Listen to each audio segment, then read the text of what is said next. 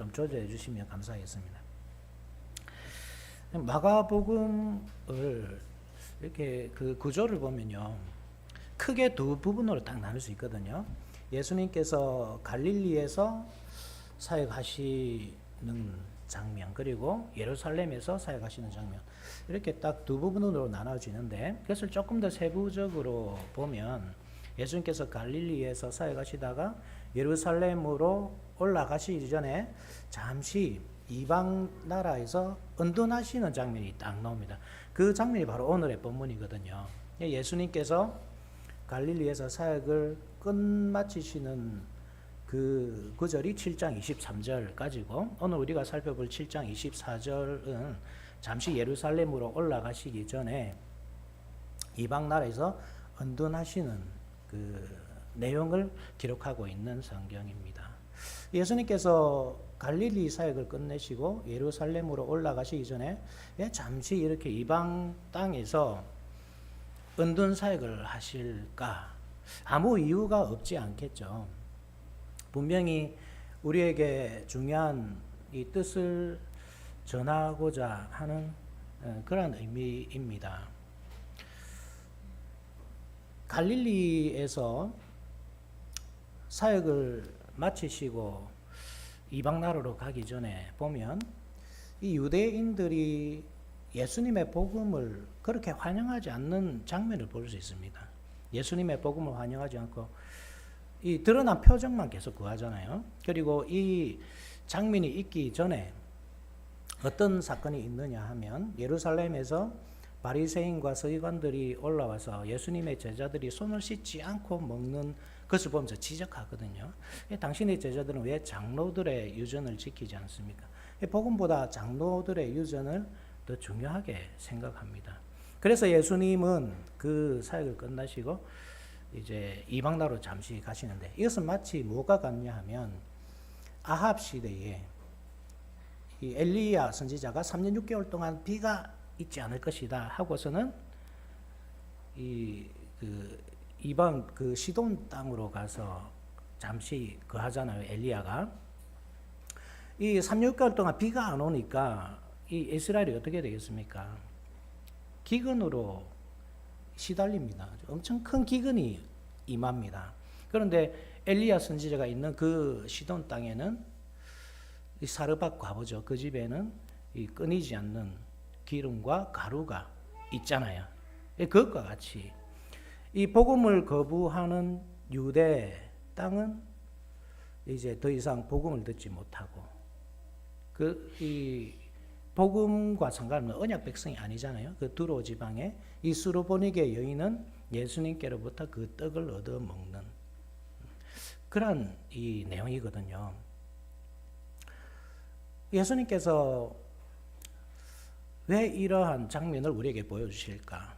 하나님께서 왜 수르보니게 여인의 그 믿음을 우리에게 보여주실까? 중요한 의미가 있습니다. 거기에는 물론 하나님께서는 그 수르보니게 여인을 사랑하십니다. 그래서 그 여인에게 믿음을 주시고 그 여인이 예수님을 선택할 수 있도록, 복음을 선택할 수 있도록 하셨습니다. 그런데 이 유대인에게도 중요한 표적을 보여주는 것이죠. 사실은 어떤 표적이겠습니까?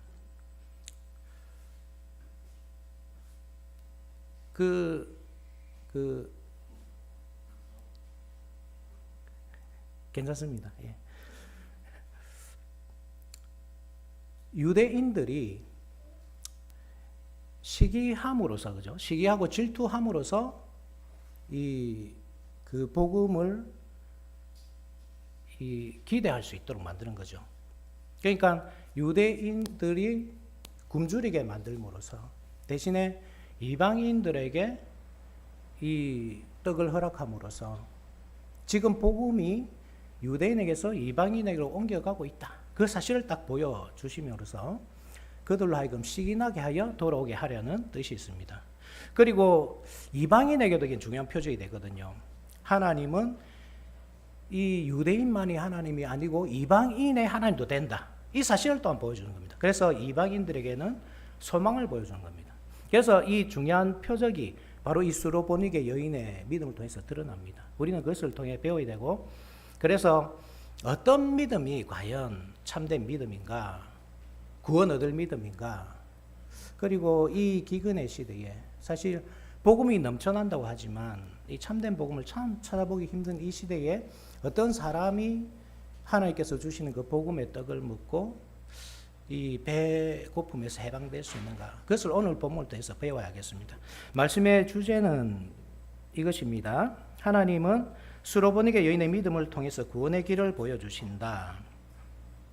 대지는 첫째, 수로보니게 여인의 간구와 예수님의 거절, 25절에서 27절까지입니다.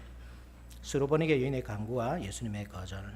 둘째, 수로보니게 여인의 대응과 예수님의 응답, 28절에서 30절. 이렇게 대지를 나눌 수 있겠습니다. 서론에서도 잠시 밝혔지만 예수님께서는 아무도 이 자신의 행보를 알기를 원치 않으셨습니다. 그래서 조용히 이 두로 지방으로 가시고 한 집에 숨으시죠. 그런데 그 소문은 40시간에 그 지역에 퍼졌습니다. 메시아가 오셨다는 소식이 이방 나라에 퍼졌습니다. 수로보니게 여인, 자기 딸이 귀신 들린 이 여자의 귀에도 그 소식이 들어갔고, 그래서 이 여자는 그 예수님을 만나기 위해서 예수님께 나왔습니다. 그리고 무릎 꿇고 예수님께 간구하죠. 예수님, 저희 딸이 귀신 들렸습니다. 저희 딸을 낫게 해주십시오. 그에 대한 예수님의 반응이 어떻습니까? 참으로 충격적입니다. 우리가 아는 그 자비하신 예수님의 모습이 아닙니다.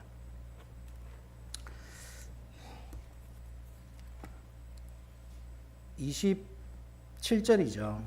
예수께서 이르시되 자녀로 먼저 배불리 먹게 할지니 자녀의 떡을 취하여 개들에게 던짐이 마땅치 아니하니라.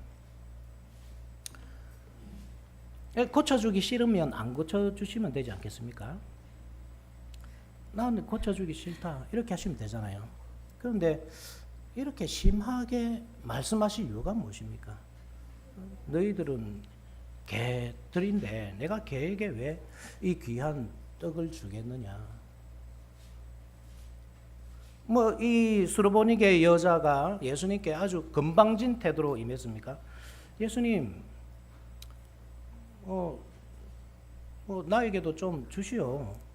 유대인들에게만 주지 말고 우리에게도 좀 주시오.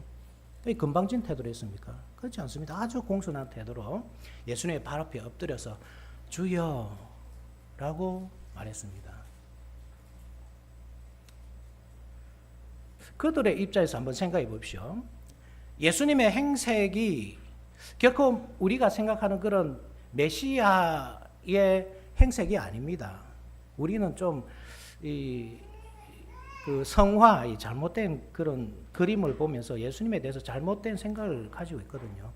금발머리에 얼굴이 희고 빛나고. 근데 실제 예수님은 어릴 때부터 공생애를 시작하실 때까지 계속 목수 일을 했습니다. 땡볕에서. 그러니까 얼굴이 새까맣게 걸렸겠죠. 해에 타서 새까맣게 걸리고, 손은 이 오랜 시간 노동으로 못이 박히고 아주 거친, 딱 봐도 행색을 보면 뭐냐면 그냥 일반 노동자입니다. 귀한 그런 사람이 아니라 노동자의 모습입니다. 두로 땅은 이 예수님의 고향이 아니잖아요. 수로보니게 여인의 고향입니다. 그죠? 그러니까 유대 땅에서 어떤 노동자 한 명이 이주 노동자죠. 딱 왔는데 그 행색을 보면서 엎드려서 주여 할 수 있는 사람이 얼마나 되겠습니까? 유대인들도 그 외모를 보면서 예수님을 이렇게 받아들일 거절하는데 하물며 이방인이 그 예수님의 초라한 행색을 보고 엎드려 싶겠습니까? 그러니까 이게 믿음이 아니면 이해할 수 없는 겁니다. 그 정도로 공손하게 예수님께 엎드렸습니다. 구세주이심을 기억하면서. 그런데 예수님의 대응은 자녀들의 떡을 취하여 개들에게 던지는 것이 마땅하지 아니하다.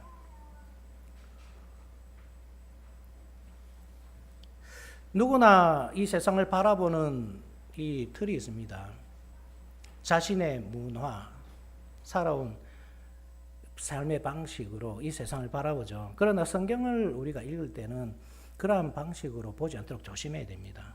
성경은 성경이 말하는 그 내용으로 보는 것이 중요하죠. 성경의 언어로 이해하는 것. 그렇다고 할 때 성경에서 이 계의 의미가 무엇인지 먼저 살펴보는 것이 중요합니다. 레위기 11장을 보게 되면 이 짐승들이 쭉 나열되어 있고 그 짐승을 정결한 것과 부정한 것으로 나누는 장면을 볼 수 있지 않습니까? 하늘을 나는 새 중에서 정결하고 부정한 짐승, 그리고 땅에 기어다니는 짐승 중에서 정결한 것과 부정한 것, 그리고 이 물 밑에 어류 중에서 부정한 것, 정결한 것, 그렇게 나누는 장면을 볼 수 있는데, 특별히 이 개가 속한 그 땅 짐승을 구별하는 이 내용은 무엇이냐면, 일단 책임질을 할 수 있어야 됩니다. 책임질을 할 수 있어야 되고, 그 다음에 발에 그 굽이 있어야 되죠. 발굽이 있어야 되고, 또 그 발굽이 나눠져서 쪽발이어야 하고, 그래야 정결한 짐승이고, 그렇지 못한 짐승은 부정한 짐승입니다. 그래서 소가 대표적인 정결한 짐승이죠. 책임질을 하잖아요. 책임질을 하고, 그리고 발굽이 있고, 그리고 쪽발입니다. 나눠져 있습니다. 소는 먹을 수 있죠. 그렇지만 돼지는 부정한 짐승이잖아요. 돼지는 책임질을 하지 않고 이 쪽발이 아닙니다. 그래서 부정한 짐승입니다. 먹을 수 없습니다. 개는 이 기준으로 볼 때 어떤 짐승이겠습니까? 개는 정결한 짐승, 부정한 짐승입니다. 개는 책임질하지 않고 또 굽도 없기 때문에 그렇습니다. 그런데 이스라엘의 이 장막을 보게 되면, 이스라엘에 사는 그 환경을 보게 되면 돼지는 기르지 않거든요. 이스라엘 백성들이. 돼지는 왜 기르지 않을까요? 돼지는 먹는 용도 외에는 없기 때문입니다. 그래서 돼지를 기른다는 뜻은 이것을 잡아먹을 용도로 기른다는 뜻이거든요. 그렇지만 돼지는 그래서 이 이스라엘의 장막 안에 없지만 개는 있는 것을 보게 되거든요.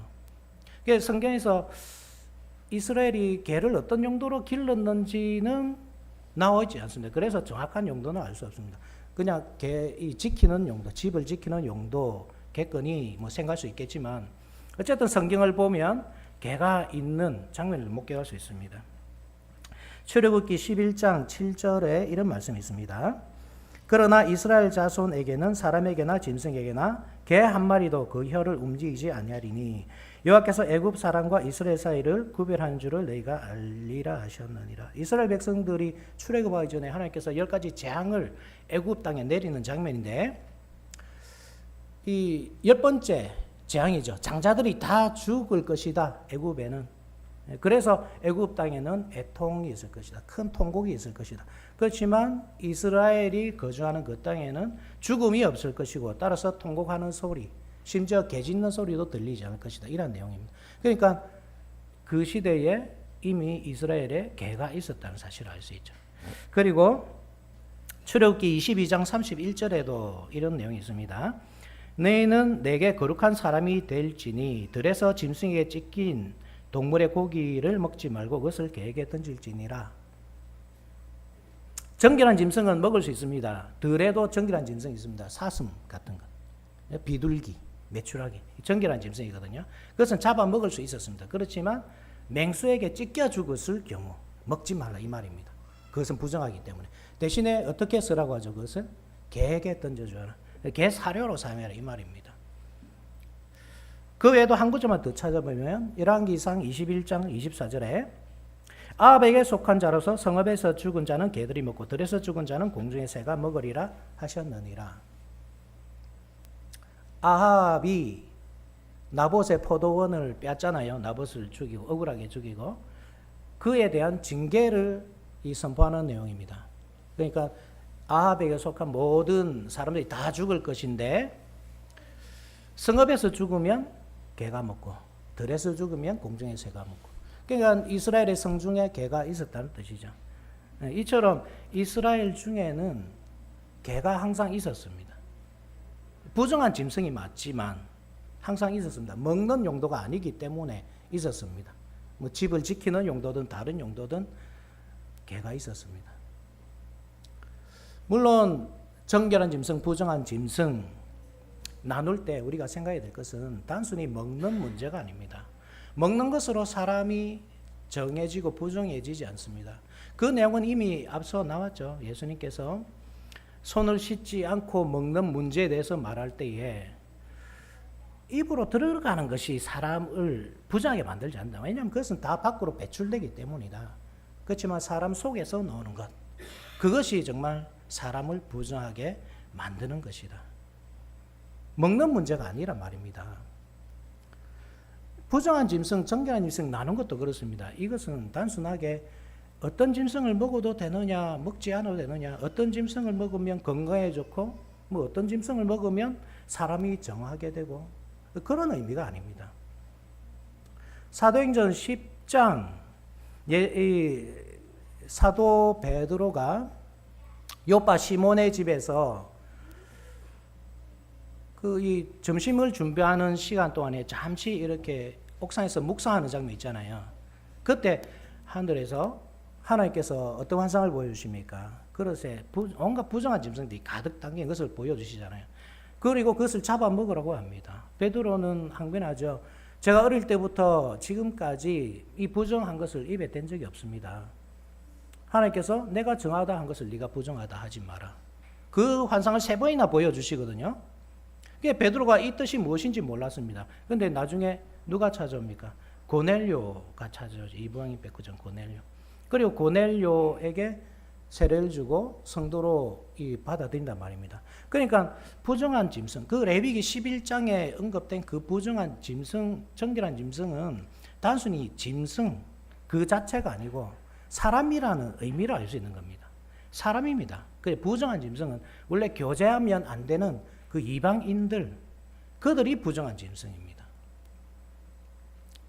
그것을 베드로가 깨닫게 되죠. 마찬가지입니다. 오늘 우리가 읽은 본문에서도 우리가 이 배경을 가지고 이해해야 됩니다.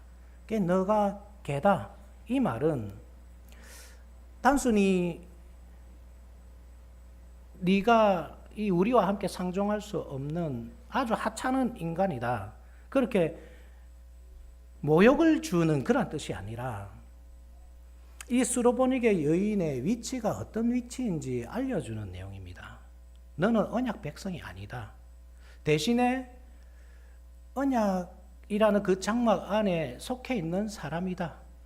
개가 그렇습니다. 장막 밖에 있는 그러한 종류의 부정한 짐승은 아닙니다. 그렇지만 장막 안에 거할 수 있는 짐승입니다. 먹을 수는 없지만 기를 수는 있는 짐승, 그게 개입니다. 수로보니게 여인의 모습이 그런 모습이란 말입니다. 그 신분 자체가 이스라엘의 이 장막 안에 있다고 해서 다 언약 백성이 아니거든요. 조금 복잡한 설명일 수 있는데 이 설명이 참 중요하기 때문에 계속 설명해 드리겠습니다. 출애굽기 12장에 보게 되면 그 유월절 음식을 먹는 규정이 딱 나옵니다. 그 중에서 먹을 수 있는 사람은 어떤 사람이냐? 이스라엘 백성들 당연히 먹어야 되죠. 그죠? 그 거룩한 음식을 먹어야 됩니다. 그리고 돈을 주고 산 종들, 그들도 먹을 수 있습니다. 그런데 먹을 수 없는 사람들이 있습니다. 거류인들, 타국의 품꾼들, 그들은 이스라엘의 장막 안에 살지라도 먹을 수 없습니다. 거룩한 것은. 그러니까 수로보니게 여인의 그 신분이 어떤 신분이냐면, 비록 언약의 장막 안에 있다 할지라도 그것을 먹을 수 없는 신분이다. 거류인과 타국의 품꾼과 같은 존재다. 그것을 말하는 겁니다. 이건 바꿀 수 없는 거죠. 이 상황은 절대 바꿀 수 없습니다. 왜냐하면 하나님의 법이기 때문입니다. 우리 세상의 법은 문화에 따라서, 형편에 따라서 얼마든지 바뀝니다. 어떤 법은 생기기도 하고 필요 없는 법은 사라지기도 합니다. 그것이 사람의 법이거든요. 그렇지만 하나님의 법은 절대로 변하지 않습니다. 바뀌지 않습니다. 그러니까 지금 너는 개로서 이 거룩한 떡, 주님의 상에 너는 참여할 수 없다. 이것은 법입니다. 어떻게 할 수가 없는 것입니다. 그럼 포기할 만도 하잖아요. 저는 먹을 수 없군요. 이 거룩한 떡이 바로 눈앞에 있어도 이것은 제 몫이 아니군요 할 수도 있잖아요. 그런데 이 수르보니게 여인의 믿음을 한번 보십시오. 그녀가 어떻게 이 예수님께 자기의 믿음을 드러냅니까? 28절 같이 한번 읽어볼까요? 28절 시작. 여자가 대답하여 이르되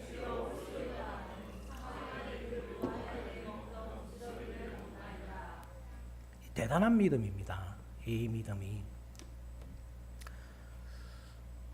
맞습니다. 주님, 거룩한 떡덩이는 제 것이 아닙니다. 그것은 자녀들을 위해서 허락된 것이죠.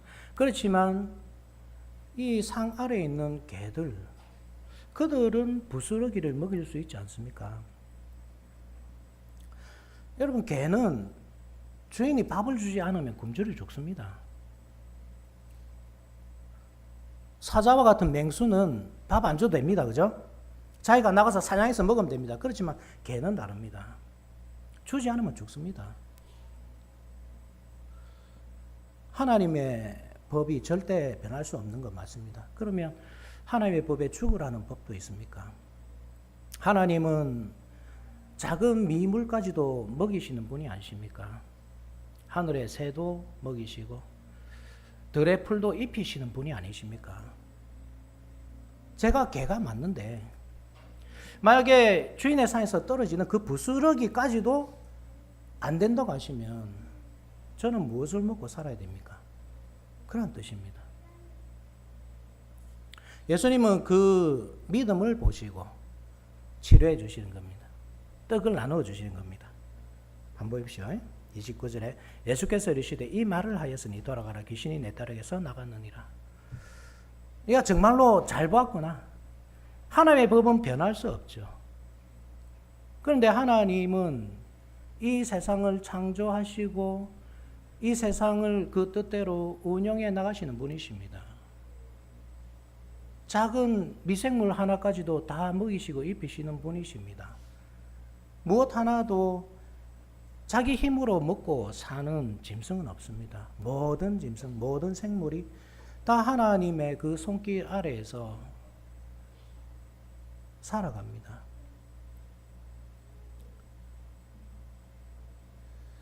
그렇다면 이 수르보니게 여인에게도 일정한 몫이 있는 겁니다. 그 몫은 바로 주인의 상에서 떨어지는 것입니다.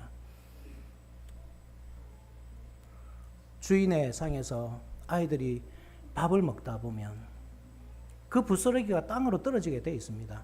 그것이 거룩하기 때문에 다시 주워 먹어야 됩니까? 아니면 다 썰어서 쓰레기통에 버려야 됩니까?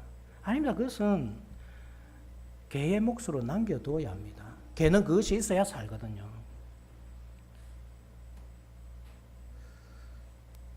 예수님의 떡은 어떻습니까?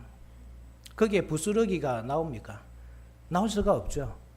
왜냐하면 예수님의 떡은 영적인 것이기 때문에 부스러기가 나오지 않습니다. 그런데 예수님은 그 부스러기를 일부러 흘러주십니다. 보아스의 밭에 룻이 나라를 줍기 위해서 들어가잖아요. 보아스가 어떻게 합니까? 이불로 나다를 떨어뜨려 줍니다. 그래서 룻이 그것을 배불리 먹을 수 있도록, 룻뿐만 아니라 그 시모 나오미까지 배불리 먹을 수 있도록 그렇게 만들어 줍니다. 새로운 보아스이신 예수님께서는 원래 부스러기가 나올 수 없는 그것을 일부러 떨어뜨려 주십니다. 그래서 그 수르보니게 여인이 주인의 상에서 떨어지는 그 부스러기를 먹을 수 있도록 해주셨습니다. 수르보니게 여인이 어떻게 구원을 얻었습니까? 믿음이죠. 구원은 오직 믿음으로만 얻을 수 있습니다. 그렇다고 할 때 이 수르보니게 여인의 믿음은 어떤 믿음입니까? 첫 번째, 자기 부인입니다. 여러분, 신앙생활에서 가장 중요한 것, 첫 번째 출발점이 무엇이냐면 자기 부인입니다. 이 참 쉽지 않은 문제입니다. 예수님께서 여러분들을 향해서 야, 너는 내 상에 참여할 자격이 없다라고 한다면 그 말씀을 듣고 아멘 할 사람이 얼마나 되겠습니까? 너무나 어렵죠. 나도 사람인데, 자아가 있는데, 자존심이 있는데, 어떻게 예수님께서 저런 말씀을 하실 수 있나? 그런데 믿음 뭐냐 하면, 원래 내가 아무것도 아니라는 사실, 그것을 인정하는 것입니다. 사실이 그렇습니다. 원래 하나님께서 사람을 만드실 때는 그 형상으로 만드셨기 때문에 하나님을 만나 뵐 수 있었습니다. 그 주인의 상에 참여할 자격이 있었습니다. 그렇지만 하나님처럼 되고자 이 하나님께서 금하신 실과를 범했을 때, 실과를 아담과 하와가 하나님께서 금하신 그 실과를 범한 이유가 그것입니다. 하나님처럼 되고자 한 것입니다. 그랬을 때 그들은 그 자격을 잃어버렸습니다. 짐승과 같이 되었죠. 그래서 짐승의 가죽옷을 입잖아요. 예수님의 의의 옷을 갈아입기 전까지는 모든 사람이 그렇습니다. 짐승의 가죽옷을 입고 살아갑니다. 짐승처럼 살아갑니다. 뭐 자격이 있습니까? 그런 사람이. 자격이 없죠. 당연히 없습니다. 이것을 인정해야 됩니다. 그런데 얼마나 어려운지 모릅니다. 아담과 하와, 우리 선조 아담과 하와가 그 성곽을 알게 하는 나무의 실과를 먹고 하나님처럼 되고자 하는 그 죄의 씨앗이 우리 속에 계속 내려오기 때문에, DNA로 남아있기 때문에 우리 몸속에. 그래서 우리는 신처럼 하나님처럼 되고자 노력하지 아무도 자신을 부인하는 그 자리에 서려고 하지 않습니다. 그러니 못 만나는 겁니다. 예수님을.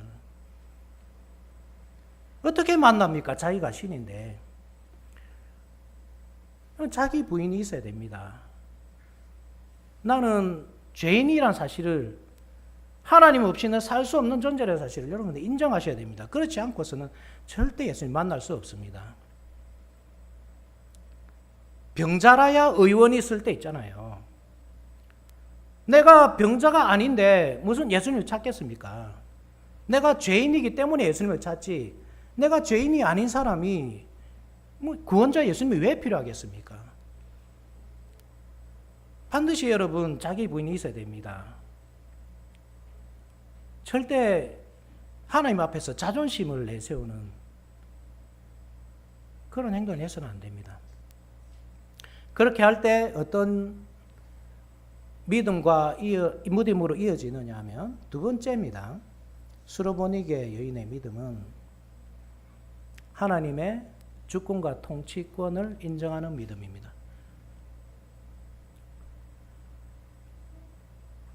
예수님께 모든 주권이 있습니다. 통치권이 있습니다. 이것을 인정하는 믿음입니다.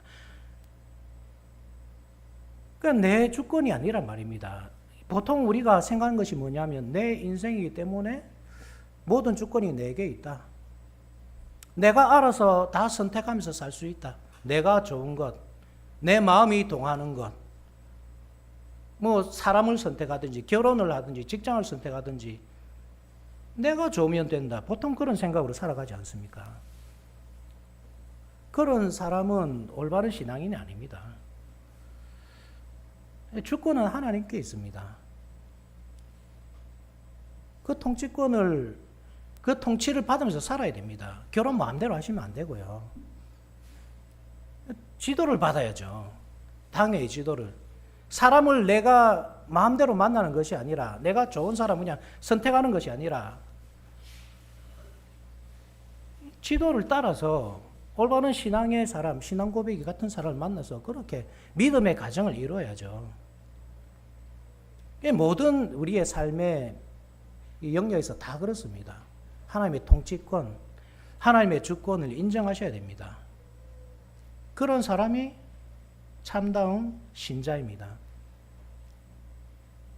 그리고 세 번째, 그 하나님의 주권과 통치권을 인정한다고 할 때 자기의 현실에 만족할 수 있는 신앙입니다. 자기가 처해 있는 그 상황과 현실에 만족할 수 있는 것. 여러분, 만족하는 것이 얼마나 어려운 줄 아십니까? 아무나 자기 삶에 만족할 수 있지 않습니다. 하나님의 주권을 인정하는 사람만 만족합니다. 하나님의 통치 없이, 그러니까 하나님께서 이 세상을 다스리시고 지금 나를 이 자리에 있게 하셨다는 그 믿음 없이는 만족할 수 없습니다. 이 세상은 이 부조리한 것, 불공평한 걸로 넘쳐납니다. 왜 어떤 사람은 잘생기고 어떤 사람은 못생깁니까? 어떤 사람은 키가 크고 어떤 사람은 작습니까? 제 꿈은 농구 선수인데요. 키가 왜 이렇게 작습니까? 어떤 사람은 공부를 잘합니다. 어떤 사람은 아무리 노력해도 공부를 못합니다. 어떤 사람은 이제에 밝아서 부자가 쉽게 되는데 어떤 사람은 뭐 평생 일해도 가난합니다. 불공평하잖아요. 그러니까 이 속에서 불이 막 끓어오르는 겁니다. 왜 이렇게 불공평합니까, 세상은? 하나님 왜 나를 이렇게 만드셨나요? 하나님의 통치를 믿지 않고 있다 하더라도 하나님은 불공평하신 분, 이렇게밖에 고백이 안 되는 거죠. 그런데 하나님의 통치가 완전하다, 하나님의 주권이 완전하다, 모든 면에서 다 나타난다, 그런 믿음이 있다면 내가 비록 이 세상적인 면에서 조금 부족해 보여도 만족할 수 있는 겁니다. 하나님께서 이렇게 나를 이끄신 이유가 있겠지. 그것이 직업이든 뭐 자기의 형편이든 다 만족할 수 있는 겁니다. 만족할 수 없기 때문에 여러분 얼마나 많은 문제가 생깁니까? 자기 아내에게 만족하지 못하기 때문에 바람을 피우는 겁니다, 남편이. 자기 자녀에게 만족하지 못하기 때문에 다른 가정의 자녀들과 비교를 하고, 자기 가정이 만족스럽지 못하기 때문에 다른 가정을 부러워하고, 평생 그렇게 사는 겁니다. 그런데 이 신앙인은 만족해야 됩니다. 자기의 형편에 만족할 수 있어야 됩니다. 결혼할 때는 하나님께서 보내주신 내 아내, 하나님께서 보내주신 남편, 자녀를 낳을 때는 하나님께서 나에게 자녀를 보내주셨다. 그런데 그 지나고 보면 다 잊어버리잖아요. 뭐 조금 살다가 어려움이 생기면 하나님께서 잘못 보내주셨다. 내가 결혼을 잘못했다. 내가 자녀를 잘못 키웠다. 그게 불만족이 나타나는 겁니다. 거기서. 그게 바로 불신앙입니다, 여러분. 하나님의 주권과 통치권을 인정하고 그것이 완전하다는 사실을 믿으셔야 됩니다. 거기서부터 내 삶에 대한 만족이 나옵니다. 그리고 가장 중요한 것, 네 번째 뭐냐면 하나님의 그 은혜를 갈망하는 믿음입니다. 여러분, 개가 왜 부정한 짐승인지 아십니까? 개는요, 그 생김 자체로 부정한 것이지만 땅에 떨어진 것은 온갖 더러운 것을 다 주워 먹습니다. 심지어는 사람의 인분도 주워 먹습니다. 요즘에는 깨끗한 환경에서 개를 키우기 때문에 그런 일이 없지만 옛날에 저는 시골에서 자랐기 때문에 잘 압니다. 개를 키우면요, 개는 온갖 것을 다 주워 먹고 다닙니다. 그러니까 부정할 수밖에 없죠. 스로보닉의 여인이 원래 부정한 사람이었잖아요. 개라고 할 때 부정한 짐승이란 말입니다. 그러니까 이 땅에 있는 온갖 것들을 다 주워 먹고 다니는 겁니다. 왜 그 딸이 귀신이 들렸겠습니까? 하나님을 믿는 하나님의 백성, 성령이 그 속에 거하는 그 백성이 귀신 들릴 일이 있습니까? 성령보다 강한 귀신이 어디 있습니까? 귀신 들렸다 그 말은 하나님과 상관없이 평생 살아온 겁니다. 그러니까 온갖 땅에 떨어진 것들을 주워 먹고 사는 겁니다. 그러니까 귀신이 들리고 그렇게 사는 거죠. 그런데 그녀는 회개했습니다. 이제 하나님의 그 사이에서 떨어지는 거룩한 부스러기라도 있었으면 좋겠다. 그런 사람으로 바뀌었잖아요. 그것을 갈망하게 되었잖아요. 그에 비해서 유대인들은 어떻습니까? 유대인들은 원래 거룩한 떡덩이가 허락된 사람들입니다. 언약 백성이기 때문에. 그런데 그 떡덩이는 걷어차버리고 이제 더러운 것들을 주워 먹고 다니는 겁니다. 부정한 것들을. 장로들의 유전, 율법도 자기 마음대로 이 수백 가지를 만들어가지고 그것들을 지켜야 구원 얻는다. 그런 식으로 사람의 종교로 만들어서 주워 먹고 다닌 겁니다. 거룩한 것을 개에게 던지지 말고 너희 진주를 돼지 앞에 던지지 말라. 그들이 발로 짓밟고 돌이켜 너희를 찢어 살게 할까 두려워하라. 그 말씀이 이제는 누구에게 적용됩니까? 언약 백성이 개가 되고 개가 하나님의 자녀가 되는 이 반전이 일어났습니다. 여러분, 우리의 믿음을 한번 돌아보십시오. 여러분들은 하나님의 말씀 앞에서 어떤 자세로 말씀을 듣습니까? 정말 여러분들 하나님의 말씀, 그 부스러기 말씀이라도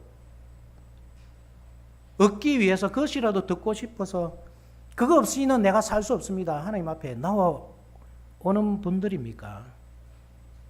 아니면 매주 하나님의 이 거룩한 떡덩이가, 여러분들이 언약 백성이기 때문에 그득히 한상 차려지는데 그건 먹기 싫다고 발로 걷어차고 던져버리고 이 세상에 온갖 더러운 것들을 주워 먹으러 다니는 그런 사람이 아닌지 한번 돌아보십시오.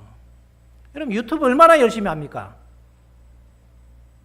유튜브의 정치, 경제, 그것은 한마디도 안 잊어버리려고 열심히 귀에 귀담아 들으면서 하나님 말씀을 일주일 동안 단 한마디도 보지 않고, 심지어는 설교 시간에도 말씀에 집중하지 않고, 도대체 머릿속에 뭐가 들어있습니까?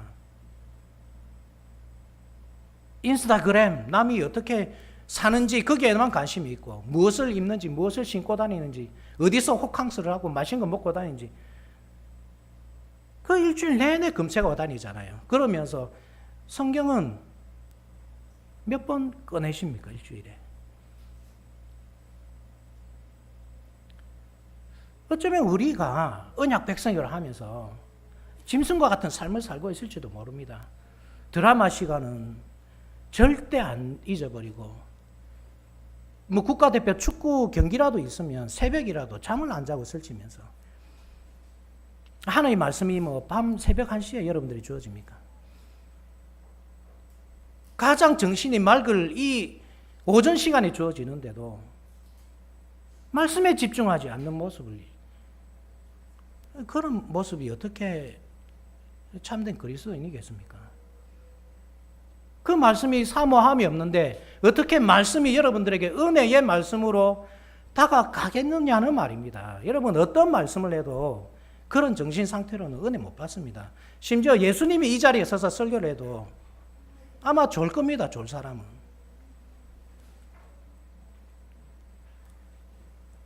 한번 여러분들의 이 신앙을 점검해 보십시오. 언제든지 반전은 일어납니다. 우리가 언약 백성으로서 거룩한 떡을 사모하지 않는다면 거룩한 떡을 사모하는 그 사람에게 그 떡은 옮겨갈 것입니다. 여러분, 두려워하셔야 됩니다. 한편으로 우리가 이 성도로 부름받았다는 사실에 감사해야 되지만, 한편으로는 여러분, 두려움으로 하나님 앞에 오셔야죠. 하나님께서 예배 시간에 여러분들을 만나러 오셨잖아요. 그러면 두려운 마음으로, 하나님을 공경하는 마음으로 앉아서 하나님의 말씀을 대해야죠.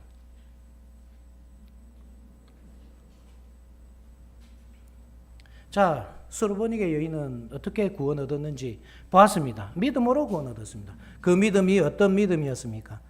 자기 부인, 그 하나님의 주권을 인정하는 믿음, 그 하나님의 주권과 통치 속에서 만족하는 믿음, 그리고 하나님의 말씀에 대한 갈망이 있는 믿음, 그 믿음으로 구원 얻었다. 그러면 그 딸은요? 그 딸은 어떻게 구원 얻었습니까? 그 딸은 믿음이 있었습니까? 믿음을 가질 수 있었을까요? 한번 상식적으로 생각해 보십시오. 귀신이 들린 사람입니다. 마음과 정신이 다 빼앗긴 사람입니다. 육체도 자기 육체가 아닙니다. 귀신이 그냥 넘어뜨리면 넘어뜨려져야 되고, 이렇게 세면 일어서야 되고, 그런 사람이었습니다. 그 사람이 어떻게 예수님의 말씀을 갈망하고 예수님의 그 통치, 그 주권에 엎드릴 수 있겠습니까? 불가능하겠죠. 그러면 이 딸은 어떻게 구원 얻었습니까? 이 사실을 이야기해서 여러분, 사도행전 16장 31절 말씀을 기억해야 됩니다. 제가 주소를 불러주니까 잘 모르겠죠. 그런데 외워보면 외울 수 있는 말씀입니다. 주 예수를 믿으라, 그리하면 너와 내 집이 구원을 얻으리라. 예수님을 구주로 영접하면 그 사람만 구원 얻지 않습니다. 그 집까지 구원을 얻습니다. 여러분, 이것이 얼마나 큰 소망이 됩니까? 우리에게. 우리 자녀들 이 철없이 예배 시간에 돌아다니고 코 골고 자고 찬송도 제대로 못하고 기도도 제대로 못하고 그런 우리 아이들이 어떻게 구원 얻겠습니까? 무엇을 믿고 그 아이들에게 유아 세례를 줍니까? 우리가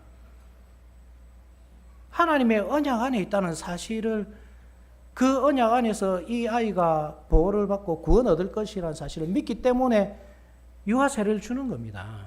이게 소망입니다. 우리 아이가 지능이 떨어질 수 있습니다. 우리 아이가 태어나지도 못하고 죽을 수도 있고 태어나서 잠시 살다가 죽을 수도 있습니다. 그렇지만 우리가 그 아이들이 다 천국에 갈 것이라는 사실을 어떻게 믿을 수 있습니까? 그 아이가 언약 안에 있다는 사실, 하나님께서 언약 백성으로 불러주셨다는 사실을 믿기 때문에 우리가 안심하잖아요. 우리 부모님들 정신이 맑을 때는 그렇게 신앙생활 잘하다가 치매가 오고 어느새 신앙 없는 사람처럼 행동합니다. 그래서 우리가 아이고 이제 신앙을 잃어버렸구나, 우리가 불안에 떱니까? 그러지 않잖아요. 우리는 정신을 잃어버리더라도 하나님은 우리를 절대로 잃지 않는다는 사실, 우리는 정신줄을 놓아버려도 하나님은 우리를 절대 놓아버리지 않는다는 그 사실을 믿기 때문에 우리는 안심하잖아요. 이것이 여러분 언약입니다. 언약. 우리가 이 언약 안에 속해 있단 말입니다. 얼마나 큰 복입니까? 우리에게 주어진. 그런데 이 복을 우리가 복인지 알지 못하고 가볍게 취급한다면 하나님의 말씀을 매주 그냥 주어지니까, 그냥 공짜로 그냥 주어지니까 귀중하게 생각하지 않고 이것은 던져버리고 땅바닥에 떨어진 것, 그것들을 주워 먹기 위해서 기어다닌다면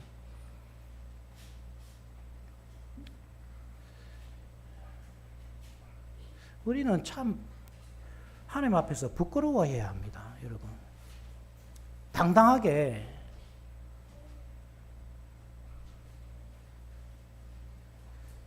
하나님 말씀을 사랑하지 못하는 그 모습을 드러내서는 안 됩니다. 그 절대 당당한 것이 아닙니다. 여러분, 부끄러워해야죠.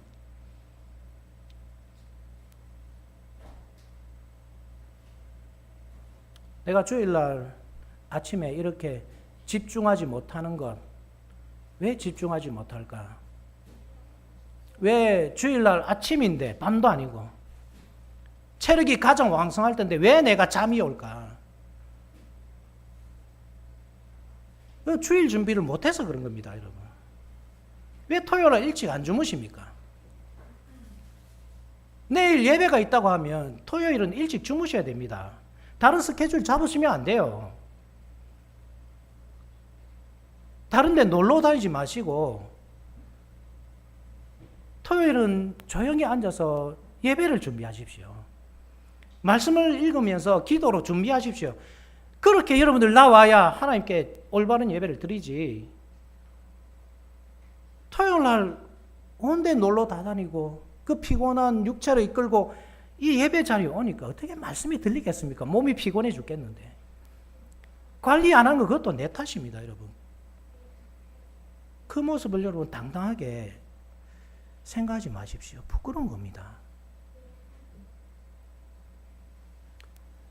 우리는 수로보니게 여인의 믿음을 통해서 여러분 깨달음을 얻으셔야 합니다. 어떤 믿음을 가져야 하는가? 어떤 믿음이 구원 얻는 믿음인가? 물론 구원은 믿음으로만 얻습니다. 이것을 부정하지 않습니다. 그렇지만 그 믿음이라는 것이 어떤 믿음인가? 여러분들 깊이 생각해 보십시오. 그리고 올바른 믿음을 가지십시오. 올바른 믿음으로 하나님 앞에 서십시오. 그때 비로소 우리는 구원의 확신이라는 것을 가질 수 있습니다. 그러지 않고 그런 믿음 없이 구원의 확신을 가지는 것은 망상입니다. 그거 참된 확신이 아닙니다. 오늘 이 말씀을 통해서 큰 깨달음이 있으셔야 합니다. 올바른 믿음으로 하나님의 거룩한 이 상에 귀에 들리는 말씀, 귀에 들리는 떡, 우리의 입으로 들어가는 떡과 잔, 그 식탁에 참여하는 저와 여러분들이 됩시다. 아멘.